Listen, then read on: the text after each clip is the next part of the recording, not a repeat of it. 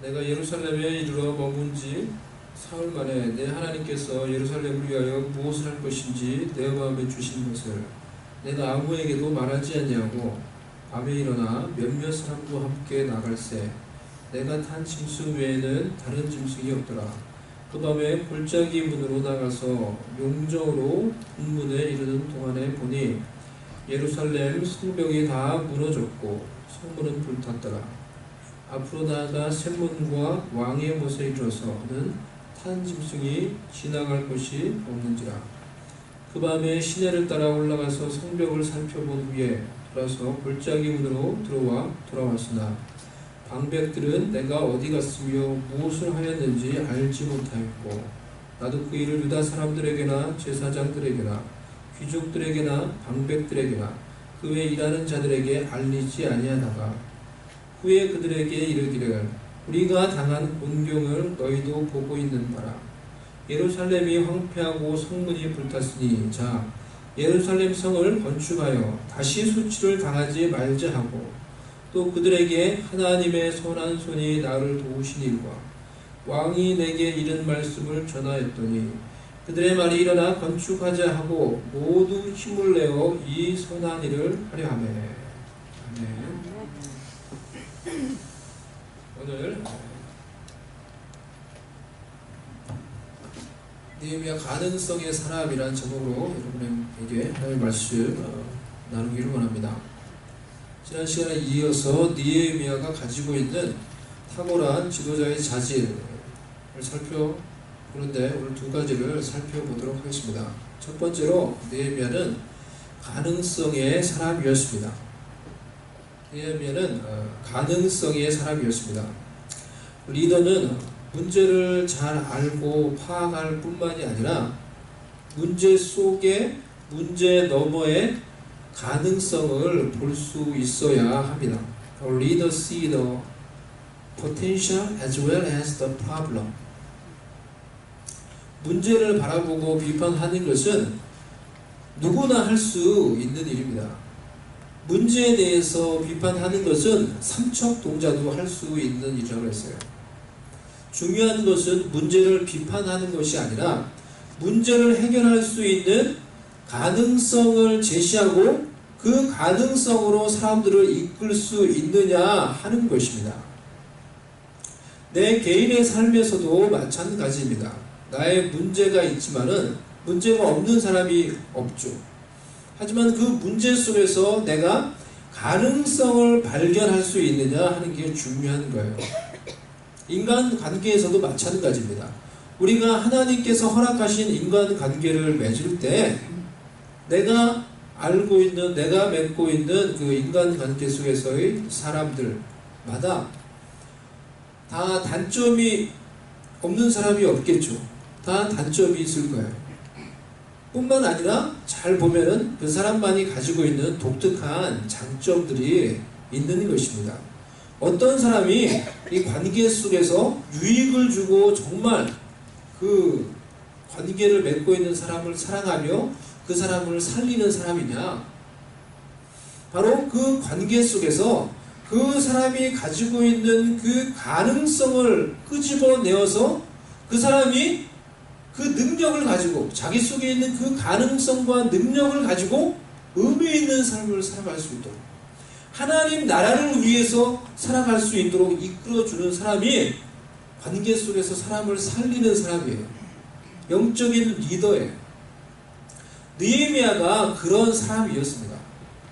절망 속에서 아무런 소망 없이 계획 없이 살아가고 있는 포로에서 돌아와 거기서 어찌할 바를 모르며 그렇게 살아가고 있는 이 이스라엘 백성들에게 와서 가능성을 제시하고 그 사람들 속에 있는 가능성, 능력을 끄집어내어서 그 절망 가운데 있던 하나님의 백성들이 하나님을 위해 놀라운 일을 할 수 있도록 이끌어준 사람이, 그래서 하나님의 놀라운 이 일인 성벽 재건을 완수할 수 있도록 해준 사람이 바로 느헤미야였던 것입니다.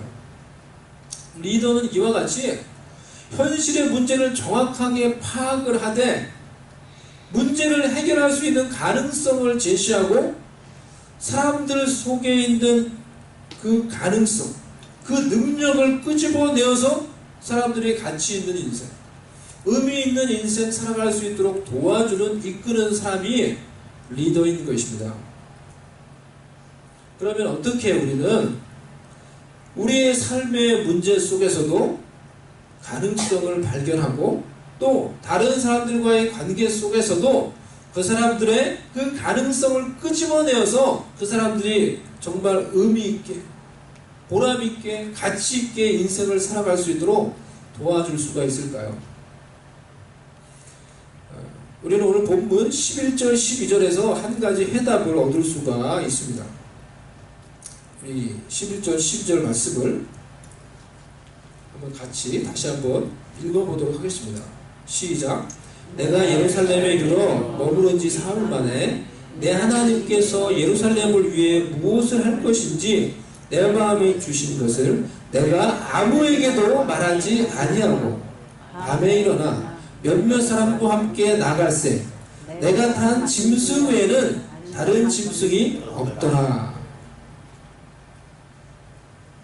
밑줄 그은 이 부분을 다시 집중해서 한번 여러분 읽어보십시오.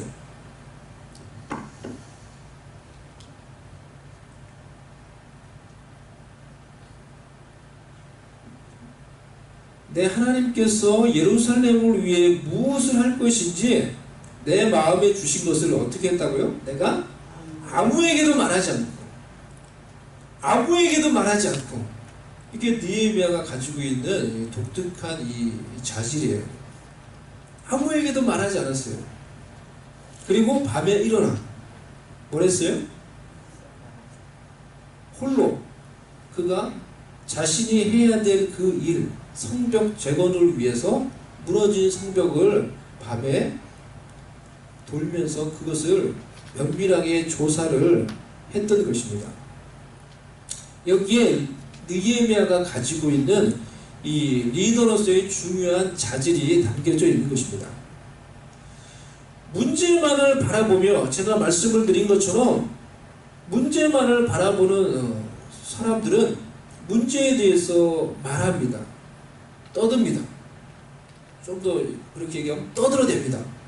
그런데 정말로 문제를 해결하기를 원하고 승리를 위한 가능성을 바라보며 승리를 얻기 위해 그 가능성을 향해 전진해 가는 리더는 다른 사람들에게 말하기 이전에 홀로 조용히 준비를 합니다. 자신이 바라보고 있는 그 가능성을 이루기 위해 홀로 조용히 다른 사람들에게 무언가를 말하기 전에 준비하는 것입니다. 그것이 이 말이에요. 내 하나님이 예루살렘을 위해 무엇을 할 것인지 내 마음에 주신 것을 내가 아무에게도 말하지 않았다. 아무에게도 말하지 않고 밤에 일어나 조용히 성벽을 돌며 자신이 해야 될 일에 대해서 조사를 하며 준비를 했던 거예요. 우리도 진정으로 승리를 향한 가능성, 문제 해결을 향한 가능성이 내 삶 가운데 정말로 이루어지도록 하기 위해서는 홀로 조용히 준비하는 시간을 가져야 합니다. 진정한 승리를 준비하는 리더는 홀로 있는 시간의 중요성을 압니다. 그래서 홀로 있는 시간에 비전을 품고 진지한 열정으로 승리를 위해 준비해 가는 것입니다. 느헤미야는 홀로 기도하는 시간에 하나님께서 그 마음속에 주신 그 감동을 품고 그 감동을 아무에게도 말하지 않고 밤에 일어나서 몇몇 사람들만 데리고 자신이 해야 될 일인 성벽을 둘러보는 일을 했습니다. 이 몇몇 사람도 밤이니까 자신을 인도해줄, 자신을 이렇게 이끌어줄, 가르쳐줄 그 최소의 인원들을 데리고 갔었을 것입니다. 보면 13절을 보면은 느헤미야는 골짜기 문으로 나가서 용정, 우물이에요. 제가 오늘 지도를 보여드리려고 했는데 지도를 여기 좀 준비를 못했네요. 보면은 골짜기 문이라는 게 지도가 있다고 생각을 해보세요. 여기 이렇게 성벽이 이렇게 쫙 있어요. 골짜기 문이 여기 있어요. 골짜기 문으로 나가서, 이 성벽인데 이 문으로 나가서 용정이라는 우물이 여기 있어요. 어디에 이르렀다고요? 13절에 보면은 분문이라는 곳에 이르렀대요. 분문이라고 하는 곳이 여기 있어요. 분문, 이름이 분문이에요. 이게 무슨 뜻인지 아세요, 여러분? 분문, 영어로 보세요. 영어로 보면 무슨 뜻이에요? The Dung Gate예요. The Dung Gate. The Dung이 뭐예요? Dung. 네? 영어로. 네? 죄송합니다. 똥이에요, 똥. 네? 이 분문은 이 모든 오물들이 이 문을 통해서 나가서 이쪽에 흰돔 골짜기라는 곳이 있어요. 그 골짜기에다가 모든 오물을 갖다 버려요. 그래서 모든 오물을 이렇게 내보내는 그런 문이라고 해서 더 덩게이트, 분문이라고 이름을 붙였던 거예요. 이 아래쪽, 이 남쪽 분문을 중심으로 이 남쪽 지역에 누가 살았겠어요? 가장 낮은 하층 계층의 그런 사람들이 살았던 거예요. 골짜기 문으로 나가서 이곳까지 와서 분문에 이르렀더니, 그렇게 해서 그 성벽을 쫙 살펴보았더니 성벽이 어떻다고 말을 하고 있습니까? 그 밤에 골짜기 문으로 나가서 용정으로 분문에 이르는 동안에 보니 예루살렘 성벽이 다 무너졌고 성문은 불탔더라. 1장에서 그의 형제 하나니가 보고 했던 그대로 성벽이 다 무너져 있고 성문은 불타 있다는 거예요. 이렇게 쫙 여기까지 내려오면서 보니까. 그리고 또 이 분문을 지나서 어떻게 갑니까? 이쪽으로 쭉 나가면서 샘문과 왕의 못이 있는 곳까지 이르렀다고 했어요. 14절을 보면은 이곳에 샘문이라는 곳이 있어요. 또 왕의 못이라는 곳이 있는 곳에 이르렀다고 했어요. 왕의 못은 우리가 잘 알고 있는 못이에요. 실로암 못이에요. 실로암 못의 다른 이름이 왕의 못이에요. 즉 샘문과 왕의 못이 있는 곳까지 이르러서 보니까 또 어떻게 되었다고 했습니까? 14절을 보면은 앞으로 나아가 샘문과 왕의 못에 이르러서는 탄 짐승이 지나갈 곳이 없는지라 라고 쓰였어요. 무슨 말이에요? 짐승을 타고 이렇게 나귀를 타고 이렇게 지나가고 있는데 거기에 갔더니 성벽의 무너짐이 너무나 심해서 이 무너진 잔해들로 이게 막 다 쌓여 있으니까 짐승 하나가 지나갈 수 있는 길조차 없는 거예요. 짐승을 타고 지나갈 수 있는 오솔길조차 없는 거예요. 그리고 여기까지 와서 이 골짜기를 따라서, 기드론 골짜기를 따라서 북쪽 성벽을 살펴보고 전체를 다 살펴본 후에 다시 골짜기 문으로 들어왔다 그랬어요. 밤에, 즉 느헤미야는 골짜기 문으로부터 시작해서 성벽 전체를 그것이 어느 정도인지, 어떻게 무너져 있는지 면면히 조사하며 이 성벽 전체를 다 살펴보았던 것입니다. 이것이 느헤미야가 예루살렘 성벽 재건이라는 위대한 일을 시작하기 전에 밤에 일어나 홀로 준비했던 일이었던 것입니다. 밤에 일어나 이와 비슷하게 큰 거사를 앞두고 밤에 홀로 일어나 준비하며 기도하였던 사람이 있습니다. 성경에 보면 그런 사람이 있죠. 누굽니까? 누가 떠오릅니까, 여러분? 야곱이라는 사람이 떠오르죠. 야곱은 이 다가올 거사, 형 에서를 만나야 되는 그 일을 준비하기 위해서 형과의 만남을 위해서 밤에 일어나 창세기 32장 우리 말씀을 한번 보면은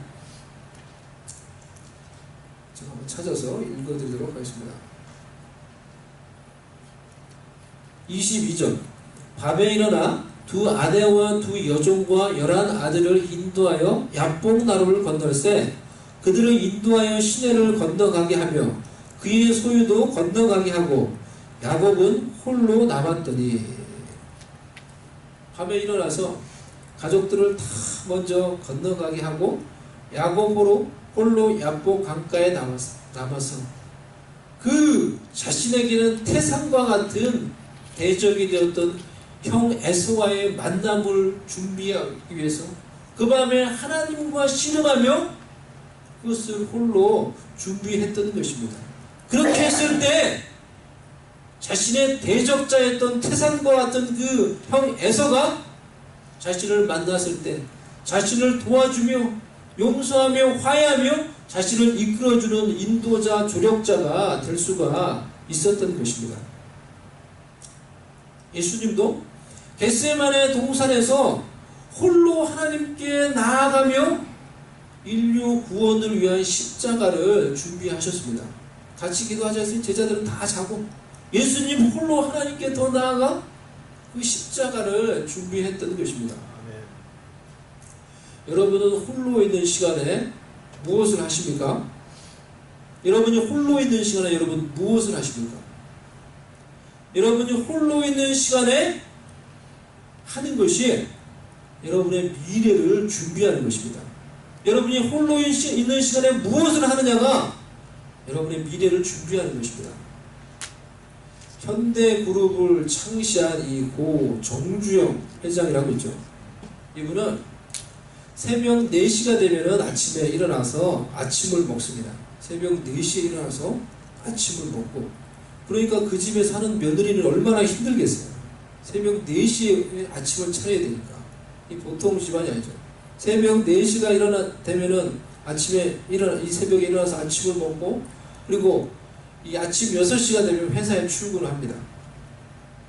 그리고는 아침 시간에 홀로 그 사무실에 있으면서 자기가 회사에 대해서 어떻게 경영할 것인지 그것을 묵상하는 가운데 떠오르는 그런 창조적인 아이디어를 가지고 회사를 경영했어요. 그렇게 했을 때 그 작은 이 회사가 세계적인 그룹으로 성장을 할 수가 있었습니다.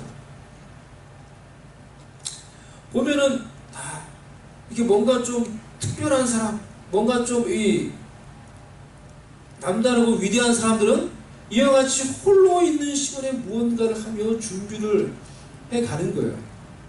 현대인들은 이 현대인들이 가지고 있는 영적인 질병은 홀로 있는 시간, 고독에 대한 이 두려움을 가지고 있는 것입니다. 그래서 많은 현대인들이 홀로 있는 시간, 조용한 시간, 고독한 시간을 견디지를 못해요. 그래서 홀로 있는 시간에 다른 무언가로 그 홀로 있는 시간을 계속해서 채웁니다. TV, 드라마, 인터넷, 핸드폰, 페이스북, SNS, 시끄러운 음악, 심지어는 선풍기 소리. 내가 홀로 있는 그 시간을 무언가 소리로 무언가로 일단은 계속해서 채워요. 이게 현대인들이 가지고 있는 중요한 영적인 문제라고 할 수 있어요. 미국 사회에도 그런 것들이 어떻게 보면 만연해 있는 것 같습니다. 그래서 제가 사우스에서도 공부할 때 어떤 다른 목사님께 얘기를 해서 같이 방을 쓰는데 미국 친구인데 이 친구는 항상 심지어 선풍기 소리, 항상 선풍기를 틀고 자요. 선풍기를 틀고 자요. 덥든지 춥든지 항상 틀고 자는 거예요. 항상. 근데 그 소리가 되게 좀 크다는 거예요. 그래서 처음에는 적응이 안 돼서 이 소리 때문에 적응이 안 되는데 이 친구는 계속해서 그 선풍기를 늘 틀어놓고 자는 거예요. 그래서 그 친구를 이렇게 쫙 보니까 그래서 이 목사님이 그 친구한테 물어봤다는 거예요. 너 왜 트냐고 하면 더워서 트는 것도 있는데 조용한 시간을 견디지를 못하는 거예요. 조용히 있는 고독한 시간을. 너 조용한 시간에 이렇게 아무런 소리도 없는 침묵 가운데 있는 거를 두려워하냐 이렇게 물어봤더니 그런 거에 대한 얘도 뭔가 있다는 거예요. 그래서 뭔가 계속해서 소리가 나고 뭔가가 막 들려지고 막 그래야 되는 거예요. 현대인들이 바로 이와 같은 홀로 있는 시간의 공백과 공간의 여백을 다른 세상적인 것으로 계속해서 채우느라고 우리의 영혼은 계속해서 메말라가는 그런 영적 질병 가운데 시달리게 되는 것입니다. 여러분은 어떻습니까? 여러분 홀로 있는 시간에 무엇을 합니까? 조용히 홀로 있는 시간 여러분 있습니까 혹시? 어딜 가도 마찬가지예요. 어떤 집을 방문해도 가서 밥을 먹어요 막. 그리고 뭐 하는 줄 아세요? TV 봐요 같이. 할 게 없으니까 TV를 봐요. 예? 그러더라고요. 그게 지금 문화예요. 이 미국의 문화예요. 밥 먹으러 갔는데 그 얘기를 하면 좀 더 낫지 더. 밥 먹고 이제 할 게 없으니까 같이 TV 보는 거예요. 누구 보고 이제 같이 있는 거예요. 예? 여러분, 홀로 있는 시간을 만드십시오.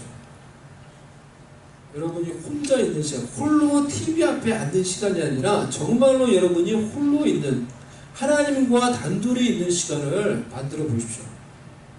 그런 고요하고 조용한 시간을 통해서 하나님과 교제하며 말씀과 기도 가운데 하나님과 내가 교제하는 것을 배우고 내 영혼을 훈련시키는 것을 배우며 내 내면을 돌아보고 그 가운데서 하나님이 주시는 감동을 우리의 마음속에 품을 수 있기를 바랍니다. 느헤미야도 바로 홀로 하나님께 기도하는 가운데 하나님께서 주신 그 감동을 품은 거예요. 그리고 홀로 있는 시간에 승리를 위해, 비전을 위해, 미래를 위해 진지하게 열정을 가지고 준비하며 나아갈 수 있는 그런 자들이 될 수 있기를 바랍니다.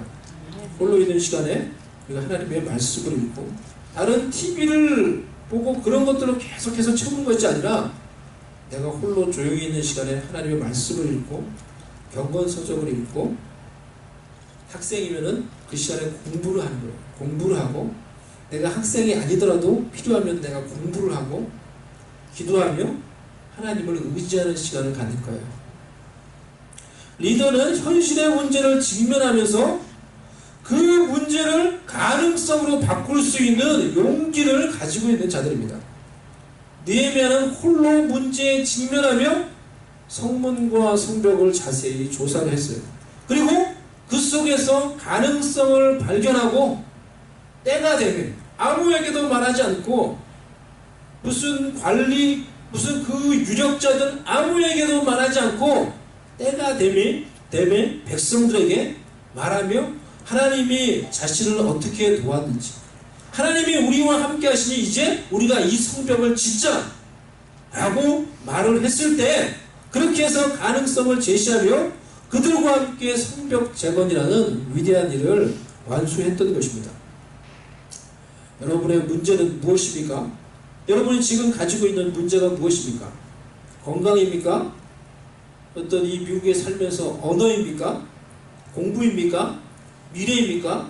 어떤 직장을 갖는 것입니까? 그것이 무엇이든지 간에 먼저 그 문제를 직면하며 그 문제를 잘 파악을 해 보십시오. 그리고 그 문제 속에서 가능성을 발견하며 그 가능성을 향하여 조용히 진지하게 준비하는 시간을 가지십시오. 그리고 때가 되면 용기 있게 그 가능성을 향해 도전하며 시도하시기를 바랍니다. 문제 속에서 가능성을 바라볼 수 있는 믿음을 가지시고 또 하나님께서 나에게 시키시는 그 가능성, 비전, 미래, 하나님께서 나에게 맡겨주시는 그 데스티네이션, 그것을 위해 진지하게 준비할 수 있는 그 열정과 하나님의 때에 새롭게 시도할 수 있는 용기를 가질 때 우리는 하나님께서 주시는 새로운 변화를 경험할 수 있게 될 것입니다. 무엇을 가져야 된다고요? 문제 속에서, 문제는 다 있어요. 근데 문제 속에서 가능성을 볼 수 있는 믿음을 가지셔야 돼요. 두 번째 뭐라고요? 그 가능성을 위해서 진지하게 홀로 열정을 가지고 준비할 수 있어야 돼요. 준비할 수 있는 열정이 있어야 돼요. 세 번째로 하나님의 때에 그것을 시도할 수 있는 용기가 있어야 돼요. 이러한 가능성의 사람들이 될 수 있기를 주님의 이름으로 축원합니다. 아멘. 두 번째로 느헤미야는 공동체와 하나 되는 사람이었습니다. 그가 예루살렘에 온 지 몇 날이 되지 않았습니다. 그렇게 많은 시간이 흐르는 것 같지 않습니다. 불과 며칠이 흘렀을 것입니다. 하지만 그의 입에서 백성들 앞에서 나오는 말은 내가, 너희가가 아니라 우리가 17절 말씀을 보시죠. 후에 그들에게 이르기를 우리가 당한 곤경은 너희도 보고 있는 바라.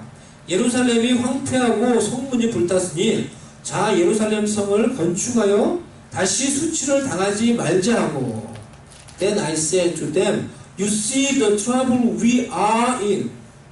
Jerusalem lies in ruins and its gates have been burned with fire. Come, let us rebuild the wall of Jerusalem and we will no longer be in disgrace. 이 한 구절에 느헤미야가 백성들에게 말하면서 we, us, 우리에 해당되는 말을 3번이나 합니다. 절대 너희가 이제 수치를, 너희 얼마나 수치스럽냐 이렇게 말하지 않고 우리가 얼마나 지금 수치를 당하고 있느냐, 그러니 너희가 이 성을 건축해야지 이렇게 말하는 게 아니라 자 이제 우리가 이 성을 건축하자, 그러면은 너희가 수치를 이제 당하지 않을 것이다 이렇게 말하는 게 아니라 우리가 이제는 더 이상 수치를 당하지 않게 될 것이다 이렇게 말을 하고 있는 거예요. 자신이 그래서 자신이 이끌고자 하는 그 공동체와 자신을 온전히 하나로 일치시키며 말을 하고 있는 것입니다. 사실 느헤미야는 이 아닥사스다 왕의 이 왕궁에 있을 때부터 고국 이스라엘을 위해서 기도할 때부터 어떻게 기도했습니까? 자신의 이 고국 이스라엘과 자신을 일치시키며 기도했어요. 그래서 자신의 조상 이스라엘의 죄를 마치 자신의 죄이냐 그것을 놓고 하나님 앞에서 회개하며 기도했죠. 나와 내 아버지 집이 범죄하여 자신의 조상 이스라엘의 죄가 자신의 죄이냐, 그 속에 그 공동체의 죄 속에 자신을 포함시키며 하나님 앞에서 기도했던 것입니다.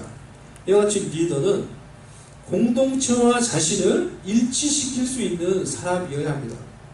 공동체와 하나 되는 사람이어야 합니다. 공동체 속에서 자신을 발견하고 자신과 관계되어 있는 공동체의 사람들을 돌아보며 공동체를 우선시할 수 있는 사람이 공동체를 위한 리더가 되는 것입니다. 예수님께서도 우리에게 기도를 가르치시면서 이 주기도문을 가르치시면서 하나님을 어떻게 부르라고 우리에게 말씀을 해주셨습니까? 주기도문이 어떻게 시작됩니까? 하늘에 계신 우리 아버지여. 이 놀라운 이 두 가지가 나와요. 이게 벌써 그 당시에 우리는 늘 하니까 이게 지금 익숙하지만요, 그 당시에 정말 천지개벽과 같은 놀라운 이 두 가지가 이 벌써 호칭에서 나와요. 하나님을 아버지라고 부른다는 자체가 벌써 놀라운 거예요. 하나님을 아버지라고 부른다는 자체가 너무나 놀라운 그런 가르침이에요. 어떻게 하나님을 아버지라고? 또 한 가지는 뭐냐고 하면은 하나님 나의 아버지라고, 나의 하나님 이렇게 부르지 않고 하나님 우리 아버지라고 부르라고 가르치셨다는 거예요. 하늘에 계신 우리 아버지요, 이렇게 기도하라고 가르치셨어요.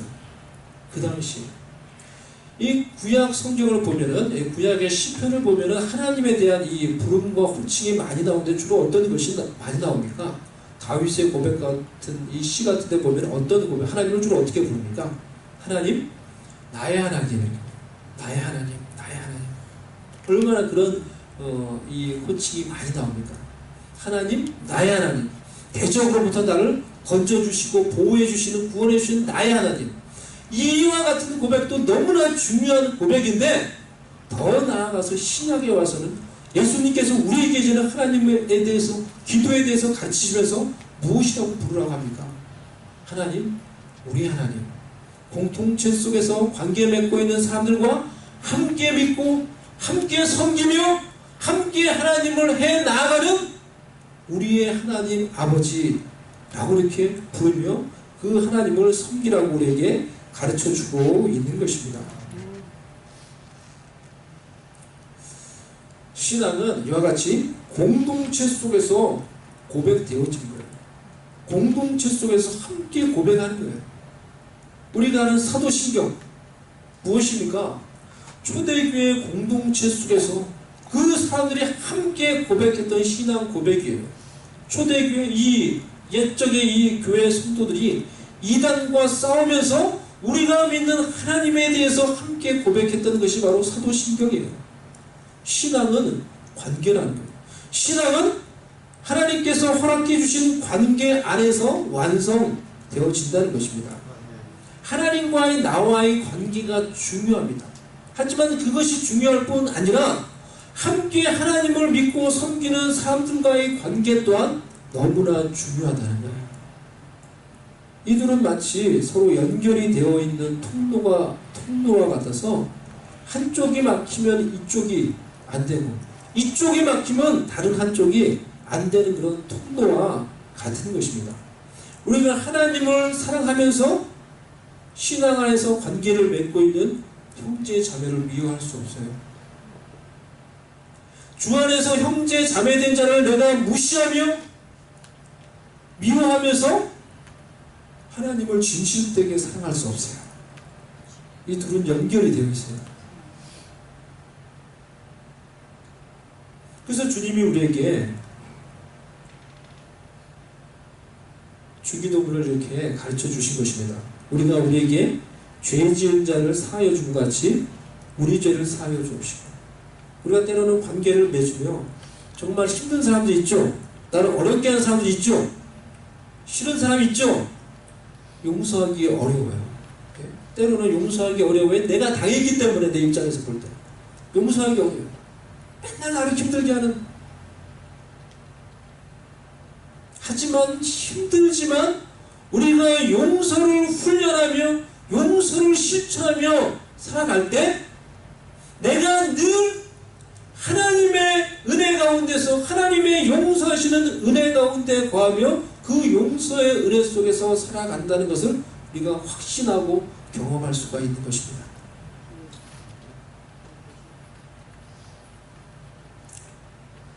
홀로 신앙을 완성할 수 있는 사람이 없고 홀로 성공해서 열매를 거둘 수 있는 사람이 없는 것입니다. 우리는 하나님께서 허락하신 관계와 가정과 공동체 속에서 신뢰와 섬김과 격려와 헌신을 통해서 함께 하나님이 기뻐하시는 공동체의 성전으로 지어져 가는 것입니다.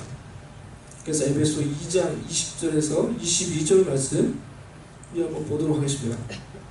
그다음에 이 말씀을 같이 읽어보겠습니다. 시작. 너희는 사도들과 선지자들의 터 위에 세우심을 입은 자라. 그리스도 예수께서 친히 모퉁이 돌이 되셨느니라. 그의 안에서 건물마다 서로 연결하여 주 안에서 성전이 되어가고 너희도 성령 안에서 하나님이 거하신 처소가 되기 위하여 그리스도 예수 안에서 함께 지어져 가느니라. 우리가 어디 위에 세움을 받았다고요? 우리가 어디 위에 세움을 받았대요? 너희는 사도들과 선지자들의 터 위에 세우심을 입은 자예요. 우리가 얼마나 위대한 사람이에요. 우리가 지금 어디 위에 세워져 있다고요? 사도들과 선지자들이 세운 그 터 위에 세우심을 받은 자들이라는 거예요. 그리고 그 밑에는 누가 있어요? 그리스도 예수께서 모퉁이 돌이 되셨대요. 우리를 세우기 위해 그리스도 예수께서 모퉁이 되시고 그 위에 사도들과 선지자들이 세운 터 위에 우리는 지금 서 있다는 거예요. 사도들과 선지자들이 세워놓은 그 터 위에 세워진 너희가 내가 너희에게 허락해준 신앙에서 허락해준 사람들과 관계를 맺을 때 어떻게 맺어야 돼? 하나님의 방식대로 관계를 맺어야 된다. 하나님의 방식대로 사랑하며 용서하며 존중히 여기며 관계를 맺으며 그 관계 가운데서 함께 하나님이 원하시는 아름다운 성전으로 지어져 간다는 거예요. 아멘? 그런데 어떻게 우리가 사도들과 선지자들의 터 위에 예수 그리스도의 터 위에 세움을 받은 우리가 하나님께서 허락하신 사람들과의 관계를 맺을 때 세상에서 하는 방식과 똑같은 방식으로 관계를 맺을 수 있어요. 그렇게 하면 안 돼요.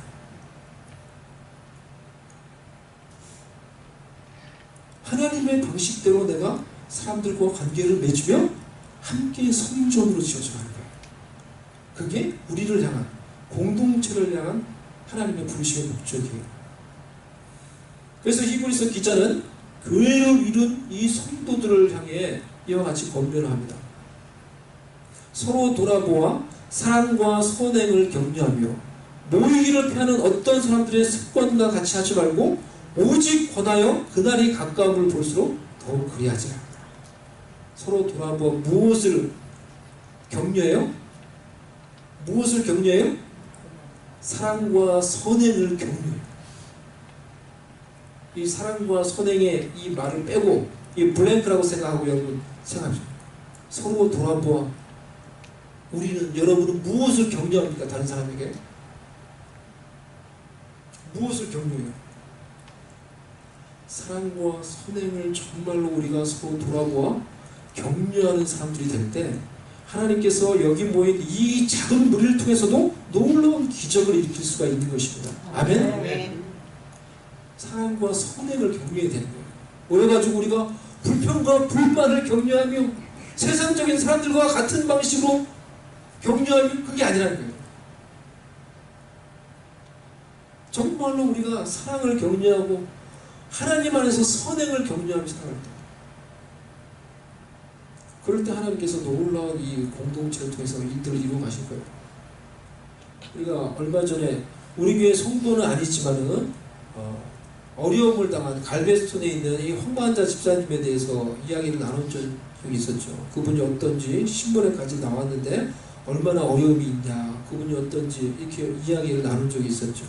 그런데 감사하게도 우리 교회 성도님들 중에 그분을 찾아가서 이렇게 방문하고 이렇게 돌아보신 분들이 계세요. 그 얼마나 아름다운 사랑이에요. 선행이에요. 그런 것을 격려하는 거예요.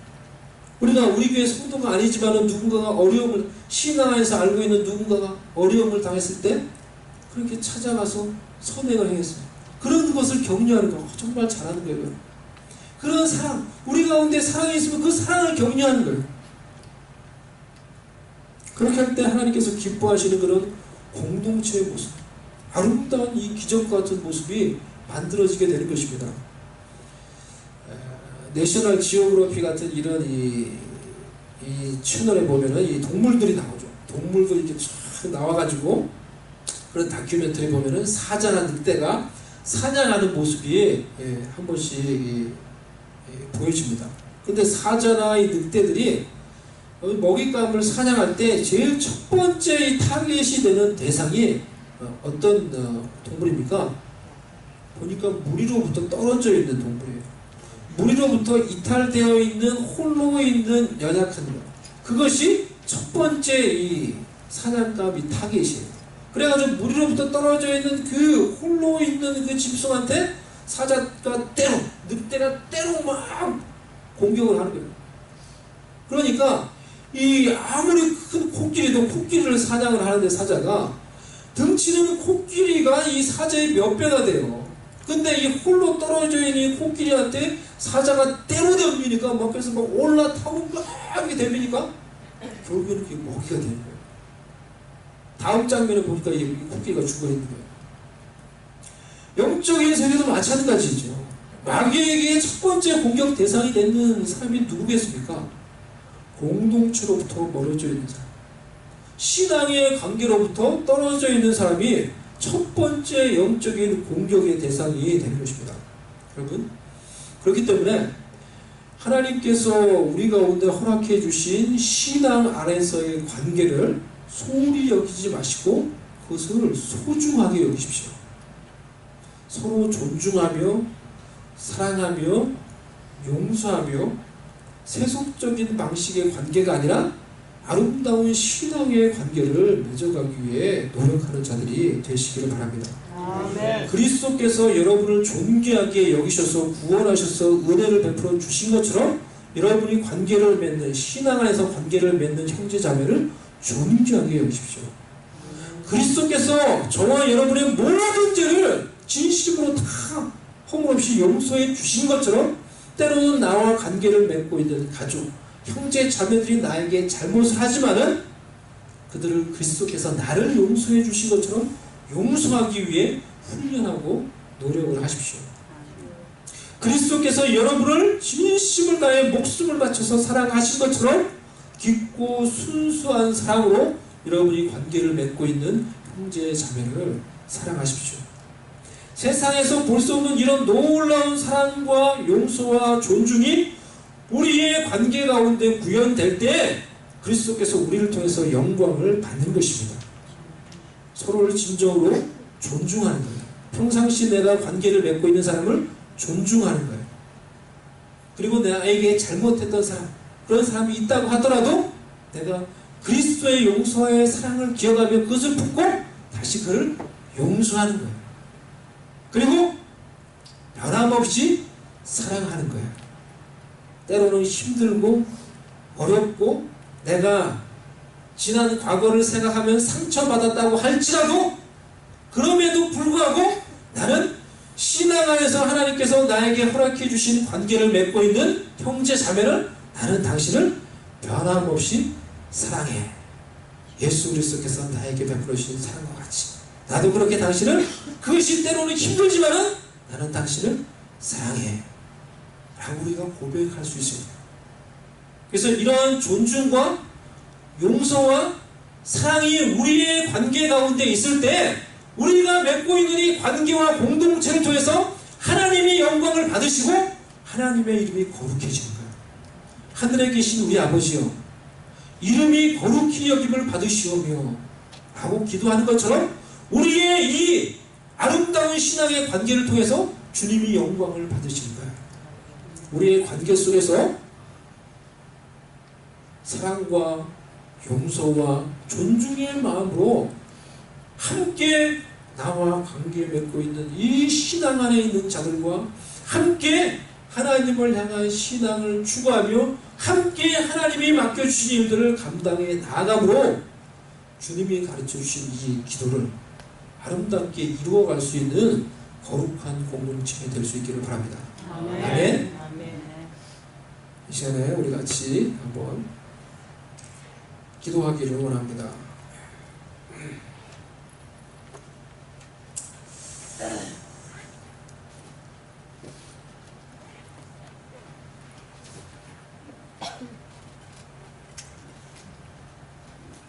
우리 말씀을 생각하며 우리 자신을 위해서 또 우리 형제